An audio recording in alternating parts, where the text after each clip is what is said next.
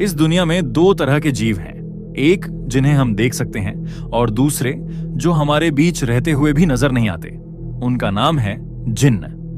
दादी कहती थीं, जिन्न धुएं से नहीं बने, वो आग के बिना धुआं हैं। और आज की कहानी उसी के बारे में है।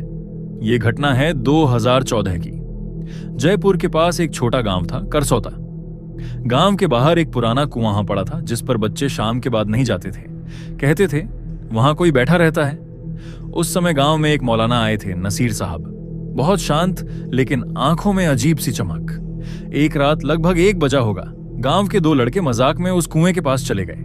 हवा बिल्कुल स्थिर थी, लेकिन कुएं के अंदर से ऐसा लगा जैसे कोई बहुत धीरे बोल रहा हो, कौन है वहां? दोनों एक दूसरे को देखने लगे।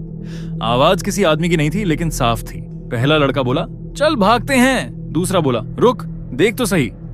उसने मोबाइल की टॉर्च कुएं में झुकाकर मारी और जो देखा उससे टॉर्च उसके हाथ से गिर गई। कुएं के अंदर कोई इंसान नहीं, बल्कि एक छाया, धुएं जैसी, जैसे हवा में जलकर बनी हो, लेकिन बिना आग के। वो चीज देख नहीं रही थी, महसूस कर रही थी। अचानक वो धुआं कुएं से उठकर ऊपर आने लगा, धीरे, जैसे उसकी ओर रेंग रहा हो।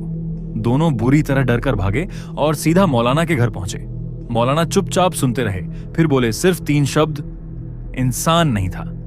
अगली शाम मौलाना अकेले उस कुएं पर गए। गांव वाले दूर से देख रहे थे। उन्होंने कुएं के ऊपर हाथ उठाया और कुछ पढ़ना शुरू किया। हवा अचानक तेज हो गई और कुएं से सफेद धुआं उठने लगा, लेकिन धुएं के चारों ओर आग की खुशबू थी। धुआं ठंडा था, लेकिन महक गर्म। फिर अचानक मौलाना रुक गए और बोले, ये जगह उसकी है, ये भटका नहीं, बस जगह बदली गई है। गांव वाले समझ नहीं पाए। मौलाना धीरे से बोले, भूत मुर्दों के साए हैं, जिन्न जिंदा आग के।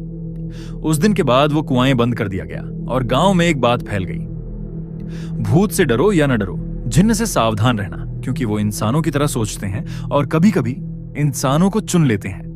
और आज तक उस कुएं से रात में धुआं उठता है, बिना आग के।